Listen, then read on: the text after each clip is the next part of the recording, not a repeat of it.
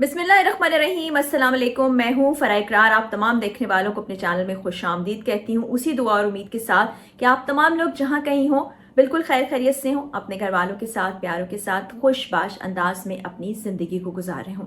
जनाब, अपडेट करना है आपको उस केस पर जो कि घरेलू तशद्दुद के हवाले से ज़ेर बहस है इस वक्त। उसमें काफ़ी सारी नई अपडेट्स आई हैं और अब बिल्कुल एक नया बयान अशफाक की जानिब से सामने आया है। वो नुमैका के बारे में क्या कहते हैं, फिर उन्होंने अपनी साथी एंकर जो माजी में उनके साथ काम भी कर चुकी हैं, राबिया अनम, उनको हर्जाने का नोटिस भी भेज दिया है। क्या कानूनी एक्शन लेने जा रहे हैं। और अब तक ये भी आपको बताऊं कि वो जो एक पोस्ट आई थी उसके बाद नुमैका बिल्कुल खामोश हैं। तो जनाब, वीडियो का आगाज़ करते हैं। आपको बताती हूँ कि कल से लेके आज तक काफ़ी ज़्यादा डेवलपमेंट हुई है। एक तो जिब्रान नासिर ने केस को टेकअप कर लिया है, वो इस केस को आगे लेकर चलेंगे और कानूनी सिलसिला जो है वो उसको आगे बढ़ाएंगे। अब जिब्रान नासिर एक बड़े ही रिप्यूटेड वकील हैं और अब तक उन्होंने जितने भी केसेस लड़े हैं उसमें कामयाबी हासिल, और इस तरह के केसेस को वो ख़ास तौर पर तवज्जो से और ज़ाती तौर पर दिलचस्पी लेकर आगे बढ़ाते हैं। अब हम बात करते हैं अशफाक की। उन्होंने न्यू टेलीविज़न पर अपना एक इंटरव्यू दिया है। उस इंटरव्यू के दौरान गुफ्तगू करते हुए उन्होंने मुकम्मल तौर पर तशद्दुद किए जाने की बात को सिर्फ इल्ज़ामात ठहराया है। उनका कहना है कि इसका हकीकत से कोई ताल्लुक नहीं है, मैंने ऐसा कुछ नहीं किया, बल्कि नोमिका की ये हिस्ट्री रही है, नुमाइका नोमिका, उनकी ये हिस्ट्री रही है कि वो माजी में इस तरह की चीज़ें करती आई हैं, यानी कि वो सेल्फ हार्म की तरफ जाती रही हैं, वो अपने आप को तशद्दुद का निशाना बनाती रही हैं, वो खुद को घंटों तक कमरे में बंद कर लेती थीं और बचपन से ऐसा होता चला आया है। उनके वालिदैन के घर पे भी ऐसा होता चला आया है और वो एक ट्रबल चाइल्ड थी, वो एक प्रॉब्लम चाइल्ड थी और यहाँ आने के बाद भी ये सिलसिला बरकरार रखा गया और मैंने उन पर कोई तशद्दुद नहीं किया। अब यहाँ पर अगर इस चीज़ को थोड़ा सा डीप डाउन जाके इस पर बात की जाए तो इससे पहले जो बहुत सी पोस्ट्स लगाई गई थी अशफाक के दोस्तों की जानिब से भी, मीडिया पर्सनस की जानिब से भी, उनमें अशफाक का ये कहना था कि तशद्दुद दो तरफा था। वो पोस्ट भी हम अपनी वीडियो में आपसे शेयर कर लेंगे। तो अब एकदम से बयान बिल्कुल बदल लेना हैरत अंगेज़ बात है और फिर अकल ये बात मानने को तैयार ही नहीं है कि कोई खातून, चलिए अगर कमरे में आप कहते हैं बंद कर लिया या उनको तन्हा रहने की आदत थी, कोई खुद पर इतना तशद्दुद कर सकता है? क्योंकि अशफाक ये कहते हैं कि वो अपने सर को दीवारों में मार लेती थी, अपने आप को नुकसान पहुंचाती थी, अपने आप को तकलीफ़ देती थी। तो कोई इस हद तक अपने आप को अजियत तकलीफ़ कैसे दे सकता है, तशद्दुद कैसे कर सकता है खुद पे, और वो एकदम अब क्यों सामने आई ये तमाम चीज़? तो ये बड़ा हैरान कुन है। बहरहाल कानूनी मामला है, अब पुलिस केस हो चुका है, इस पर जो प्रोसीडिंग्स होंगी वो भी आप तक पहुंचाएंगे। लेकिन ये चूँकि एक हमारा सोसाइटी का बहुत बड़ा मसला है और हम ये एक्सपेक्ट करते हैं कि पढ़े लिखे अच्छे लोगों की जानिब से इस तरह के वाक़यात सामने ना आए, तो इसको रोका जाना चाहिए। अब जनाब बात कर लेते हैं कि हमारी कॉलीग हैं, मैं राबिया अनम को भी जानती हूँ, अशफाक को भी जानती हूँ, उन्होंने काफ़ी ज़्यादा इस चीज़ के ख़िलाफ़ आवाज़ उठाई। बहुत से लोग आवाज़ उठा रहे हैं कि इस तरह मारपीट, तशद्दुद किसी भी सूरत काबिल कबूल नहीं है। लेकिन जो वीडियो अशफाक ने जारी की थी उसमें भी राबिया अनम का नाम लिया कि वो ज़िम्मेदार होंगी अगर मुझे कोई नुकसान पहुंचता है। फिर उन्होंने कहा कि मेरे हंसते बसते घर को नुकसान पहुंचाया गया। उसके बाद अब एक कानूनी कार्रवाई की गई है राबिया अनम के खिलाफ। वो ये है कि एक कानूनी नोटिस भेजा गया है उनको। उस नोटिस में ये कहा गया है कि आप ट्विटर यानी एक्स का इस्तेमाल कर रही हैं हमारे क्लाइंट की रेपुटेशन को ख़राब करने के लिए और उनके खिलाफ नफ़रत फैलाने के लिए।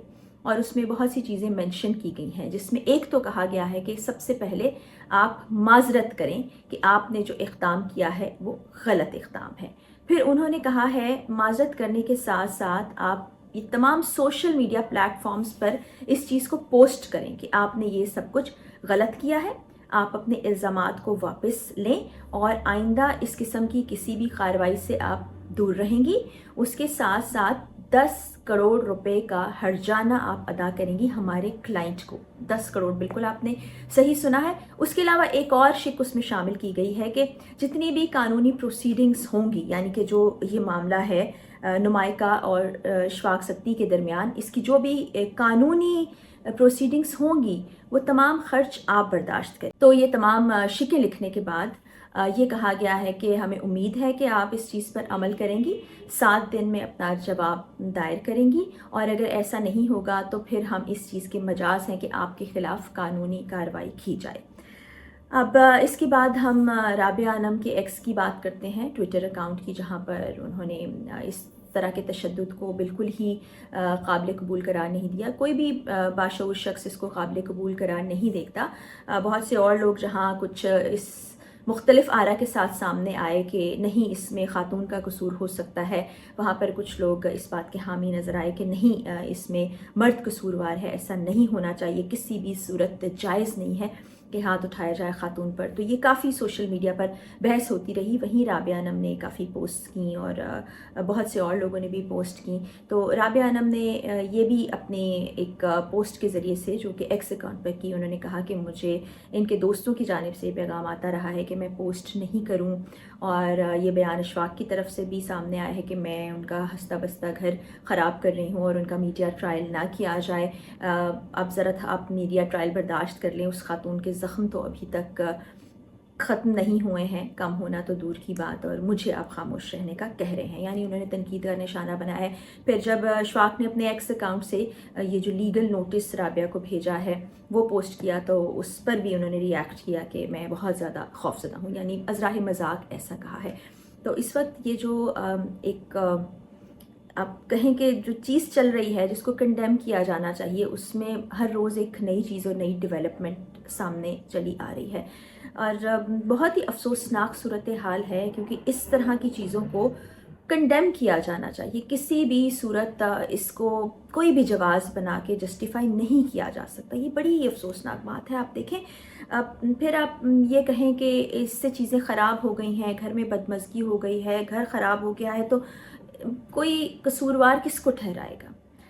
ہاتھ اٹھا لینا کسی بھی صورت قابل قبول نہیں ہے، اور جو لوگ اس پر آواز اٹھا رہے ہیں، آواز اٹھائی جانی چاہیے۔ اب دیکھیں گے کہ عدالت کی جانب سے کیا فیصلہ سامنے آتا ہے، کیا ہوتا ہے، لیکن اس وقت بڑی بحث چھڑ چکی ہے۔